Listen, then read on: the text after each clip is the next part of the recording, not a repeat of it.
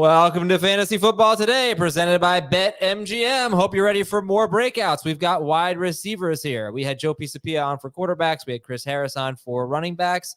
We are bringing in from FFT Dynasty, Heath Cummings is here. Heath, tell us how we can find your content. Hey, thanks for having me. I am on the Fantasy Football Today YouTube channel and FFT Dynasty, wherever you get your podcasts. I will go ahead and subscribe to that channel. I've heard really wonderful things. I've heard it's rapidly approaching 100,000 subscribers. It is. We need to get there, by the way. I mean, you need to get there, by the way. Hey, Jamie. Adam, I have a question because I'm very inquisitive today. If one of my coworkers and cohorts is now the coach of my son, am I allowed to critique any of the things that he says in fear of playing time for said child? This is incredible. Heath is your son's basketball coach now? Well, he has to make the team first. Does Heath control that decision? Yeah, of course. Of course I do. Wow. I think we have a roster of 2 right now, but we'll see. He's got good chances right now. He also is the tallest kid on the basketball team. So, see? You should watch the episode of Homer heckling Flanders as the football coach. This is going to be great content throughout the course of the season. I look forward to it. All right, so we'll do our breakout wide. Yell at him as much as you want. We don't have a guest on today's show. Dave is actually on HQ right now talking about JJ McCarthy.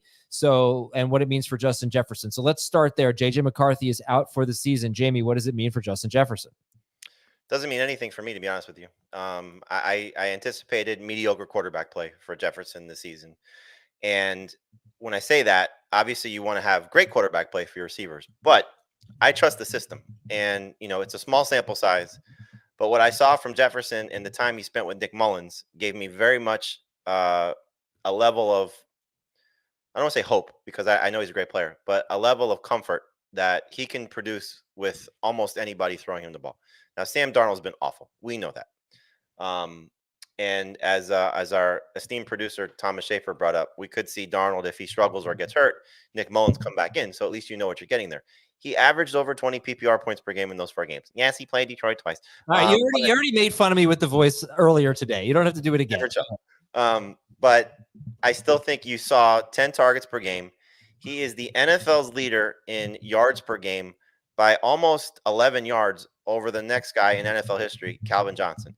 He just produces. He's an amazing talent. And there's just so much still upside for him in an offense that is most likely going to be throwing the ball all over the place. Now, I will say this. Thomas brought up something in the break that does concern me because we saw it a little bit last year.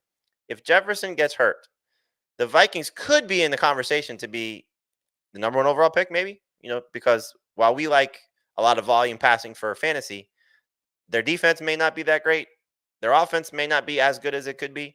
And we could see the Vikings struggle once again. So does Jefferson get shut down if he gets hurt? That's a legitimate concern for me. His production, I'm not necessarily worried about it. And when you talk about Lamb holding out and Chase holding in and the other guys up there, I still think Jefferson belongs in the top 5 overall picks. Okay, Heath, your response? I mostly agree. I was just updating my projections with 17 games of Sam Darnold. And I think the ceiling's lower because JJ McCarthy could have just been like every bit worthy of being a first-round QB and been much better than Sam Darnold's ever been. And the floor's lower because if Sam Darnold's awful, you don't really have anybody else you want to go to that can fix things. But even with a slight decrease to the touchdowns and a slight decrease to the passing efficiency, Jefferson's still in the top 6. Still an easy first-round pick. Still an easy top 9 pick. Maybe he falls back to 8th or 9th. All right, let's rock and roll with some breakout wide receivers. Heath, I'll let you start. Yeah, and I don't know, I'll just say off the top, I think the most obvious ones for everybody, because he does require a breakout to be as good as where we're drafting him. Garrett Wilson and Marvin Harrison, we expect to be super duper star breakouts this year. One that I'll give that I think is a bit of an outlier, Michael Pittman. I think he has his most efficient year as a pass catcher. They do a little bit more downfield with Anthony Richardson.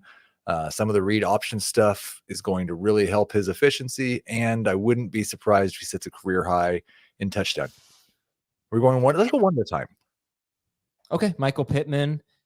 He was wide receiver 27 per game in non-PPR, 18 per game in full PPR last year. So that is definitely a different one. Jamey, you're up. I'll go with the other two third-year receivers in the second round, which are Drake London and Chris Olave. And we've spent a lot of time talking about these guys, but they're both getting different things that I think are going to help them. For London, it's obvious. Quarterback that will elevate his game in Kirk Cousins and get him to the level that we have been waiting for 2 years. And then with Olave, it's the new coordinator, new system with Clint Kubiak coming in and bringing some of that San Francisco Shanahan magic that his father had, that they've shared at least with, Kubiak's dad, Gary Kubiak, and Mike Shanahan. But, Kyle Shanahan's system hopefully will rub off on what Clint Kubiak can do. And we saw him have some very good seasons elsewhere as a position coach as well. I believe he was on the Minnesota staff when Jefferson was a rookie. So there's a lot to like about both those guys in the scenarios that they're in. Derek Carr, obviously not the best quarterbacks, and Cousins not 100% healthy, at least, at 35 years old. But I still buy into what these guys have the upside to do. So I'm taking them around too. Okay. I will go with the other third-year wide receiver that Jamey didn't say. Brandon Ayuk's not a Steeler yet. So as long as Brandon Ayuk does not become a Steeler, George Pickens is, I think, as a top 16, top 17 wide receiver, had a monstrous outing or stretch early in the year when Deontay Johnson was out, had a monstrous stretch late in the year when they had somewhat competent quarterback play. Now I expect he's going to have somewhat competent quarterback play all season long, and there's no Deontay Johnson. So as long as Brandon Ayuk is not a Pittsburgh Steeler, George Pickens, one of my favorite breakouts. Okay, when we look at Pittman, London, and Olave, let's go to those three. Pittman, London, and Olave. How many of them are you drafting before DeVonta Adams? Yep. 2. Not Pittman for you, James. Not Pittman for me, no. Pittman, London, and Olave before Brandon Ayuk and Deebo Samuel, as right now with Ayuk still in the Niners. Yep. London and Olave before the Niners. The Niners before Pittman. Okay. George Pickens or Malik Nabers? Nabers. Pickens, and I'm also taking Pickens over Deebo, Ayuk, and Adams. Okay, you're very high on Pickens, of course, subject to change if Ayuk gets traded there. Okay. Right, more names? Or I'll go a little deeper, staying in the third-year receiver category with Christian Watson and Jameson Williams. Clearly different levels of what we're talking about from breakouts, but I do think that they could push themselves in the conversation of being must-start guys, more so Watson than Williams. But, we saw it last year with Jordan Love. We saw it certainly in his rookie campaign with Aaron Rodgers. The 2 games before Watson had his billionth hamstring injury, over 20 PPR points in both those outings. And this is a receiving core that is very deep, and it's going to be tough for him, I think, if everybody's healthy and he even stays healthy to maybe stand out consistently. But I still think when you look at the landscape of what those 4 guys offer, Jaden Reed, Romeo Doubs, Dontavian Wicks, and Watson, I think Watson's the difference maker of that group. So I'm hopeful that he stays healthy and can live up to it. And for Jameson Williams, the price tag is easy to take a chance on him. You're talking about a guy right around pick 100 overall. And I think we're going to see the best version of him. I'm hoping we're going to see the best version of him. And so it's been tough to trust the last 2 years. His role has kind of been limited. But you're seeing, I think, at least from the practice reports that I've watched, practice highlights that I've watched and things that I've read, you're seeing much more of a developed route tree. And if that happens for him, while it may come at the expense of St. Brown and Laporta to some extent, I think Jameson Williams is going to push himself into the conversation to be a top 30 guy. Yeah, it's Jameson Williams and another guy I'll throw out there that I think you guys like is Jackson Smith and Jigba. Yep. They're drafted very similarly. Are they sleepers or breakouts for you? Because if we talk about sleepers, guys like Josh Palmer and Khalil Shakir, and we think, all right, they probably don't have, they might have number 3 receiver going to start him as my flex potential, but they're not going to win me my league. Christian Watson, we think could be close to a league winner, I would say. But what about JSN and Jameson Williams? Are they closer to Christian Watson or are they closer to Shakir and Palmer? Heath? So I'll take this first, and Heath, you probably have a different approach on this, but we spend a lot of time, and hopefully everybody's been listening for a long time, talking about a lot of the same guys, and whatever category you put them in, it really doesn't matter. You say sleeper, you say breakout. It's hard to call Garrett Wilson sleeper. I mean, that's just stupid. And so, do you want to say that the price tag for JSN and Jameson Williams makes them sleepers? The price tag for Josh Palmer makes them sleepers? Or do you want to say these guys are going to have career seasons and could work themselves into the starter conversation? Well, that makes them breakouts. So it really doesn't matter. But yes, usually you when the most, I think, appropriate way to look at this is what's the ADP, and that should determine how you view these guys. I just think that we've spent a lot of time saying this guy is going to be X, Y, and Z, or the same guys. I'm sorry, they're going to be breakouts. I tried to find a little bit of a different approach to it. So, yes. And with that in mind, I've got a new breakout. I would say like you asked, are they closer to Christian Watson or are they closer to Khalil Shakir? And those guys, I think they're closer to Christian Watson, but they're closer to Josh Palmer and Khalil Shakir than they are to Garrett Wilson and Chris Olave. So that might make them sleepers. But my breakout, I think we did a breakouts list in like February or March. And I had Rashee Rice as a top 12 wide receiver back then. A lot of things happened. And it turns out that maybe not very many of those things matter because it doesn't look like he's getting suspended. Marquise Brown's got a shoulder injury. Rice has been the clear number one wide receiver at camp. And you can make the argument that having field stretchers like Xavier Worthy and Marquise Brown are only going to make things easier and make Rashee Rice more efficient as a pass catcher. You look at his last 10 games last year, 69 catches, 790 yards, and 4 scores. That includes the playoffs. I mean, if he just does that over a full season, he's probably a top 12 wide receiver in full PPR. Rice in CBS has an absolutely ridiculous ADP of the end of round 7.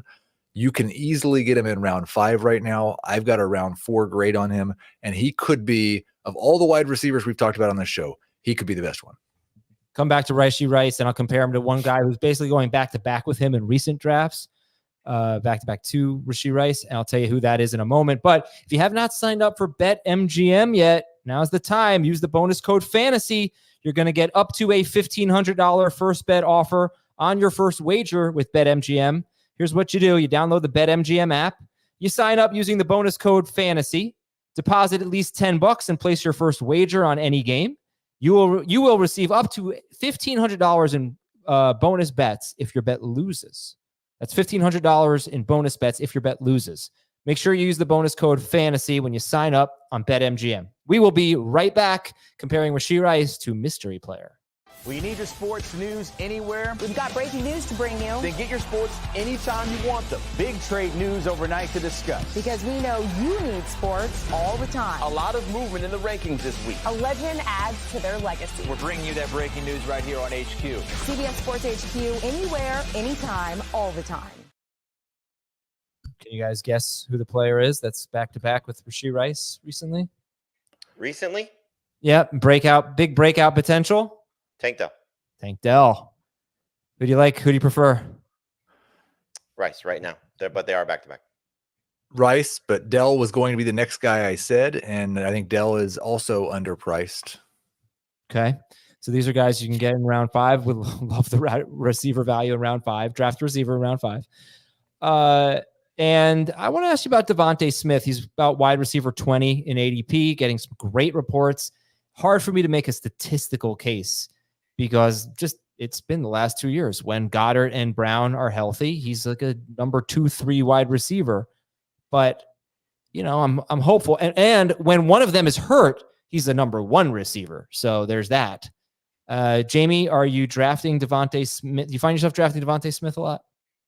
More lately. I wasn't so much earlier in the process. Part of that was because a lot of the best ball drafts and analyst drafts, he was going a little bit too high. He was a little too rich for me. But in a lot of our drafts, I am starting to take him a little bit more because and again, I go back to how I build my teams where I'll probably go receiver, running back, receiver. And that 4th round, I think, is a good spot for him as your 3rd guy because he does have league winning upside. He also has a good floor. And I think it's worth mentioning, and the ADP is probably closer to the rankings, certainly for me and Heath when it comes to Jalen Waddle. But when you talk about the 3 guys that were disappointments last year, Waddle, Higgins and DeVonta Smith and where they were being drafted and what their situations are for this year, nothing's really changed. Again, you could dice it up a little bit different. Clearly, Chase, if he's out, and Burrow being back, and Higgins with a contract, and Smith with a new coordinator. But should something happen to any of the receivers in front of those guys, and we've touched on this a little bit, they're not handcuffs by any stretch. You're not talking about wide receiver handcuffs. You're talking about starting caliber wide receivers, 15 point per game type of guys on their own. My goodness, we saw the Jets game for Jalen Waddle last year when Tyreek Hill was not there. We've seen it with DeVonta Smith, the stretches that Dallas Goedert has missed time. We really haven't seen it so much for T. Higgins, but it's there, and you saw some of the flashes of it in the preseason game. I guess you go back 2022 when Chase had a hip injury. You saw a little bit of that for Higgins also. So there's just so much upside with those guys, with the floor again being starting number 2 receiver. So it's in your best interest to try and get one of those 3 guys if you can. What about Jaden Reed? This is a guy that might show up on a lot of breakout lists, but we don't really talk about him that way.